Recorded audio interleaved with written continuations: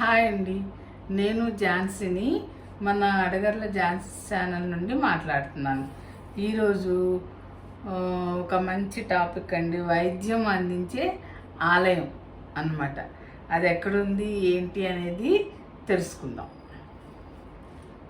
అది మధ్యప్రదేశ్లోని ఉజ్జయిని మహాకాళేశ్వర ఆలయంలో పరమేశ్వరుడు 3 రూపాల్లో దర్శనమిస్తాడండి.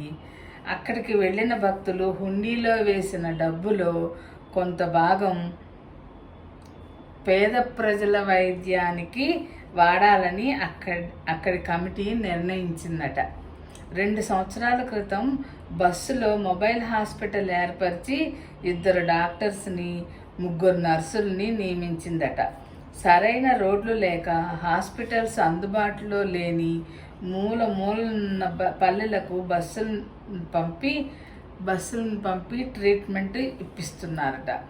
ఇదేదో బాగుంది కదా. మరి ఎక్కువ ఆదాయం వచ్చే ఆలయ కమిటీలని ఇలాంటి పనులు చేస్తే పేదలకు సేవ చేసినట్లే కదండి. ఆదాయం ఎక్కువగా వచ్చే గుళ్ళు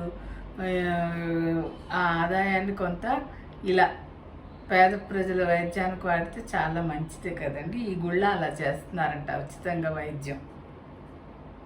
ఇది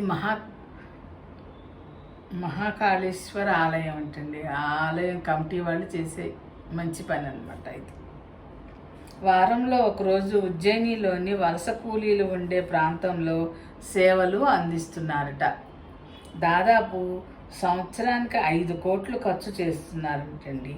ఆపరేషన్స్ అవసరమైన వాళ్ళకి ప్రభుత్వ పథకాలు వర్తించక తమ డబ్బు పెట్టి ఆపరేషన్ చేయించుకుని బిల్లు ఇచ్చినా ఆ డబ్బు ఇచ్చేస్తారట. అదే ఆపరేషన్కు ముందు అయితే డాక్టర్స్ దగ్గర నుండి లెటర్ తెచ్చుకుంటే ఆ బిల్ అంతా వీళ్ళే హాస్పిటల్కి కట్టేస్తారట. ఇలా ఎంతో మందికి వైద్య సేవలు అందిస్తుందంటండి మహాకాళేశ్వర్ దేవాలయం.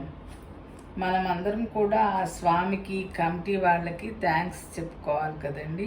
మంచి వార్షిక ఆదాయం కలిగిన దేవాలయాలు ఇలా విద్యా వైద్యానికి ఖర్చు చేస్తే అందరూ బాగుపడతారు కదా. ఇలాంటి మంచి పనులు చేసే వాళ్ళ గురించి మనం కూడా అందరికీ చెప్పుకుని సంతోషపడాలండి. ఏమంటారు మరి?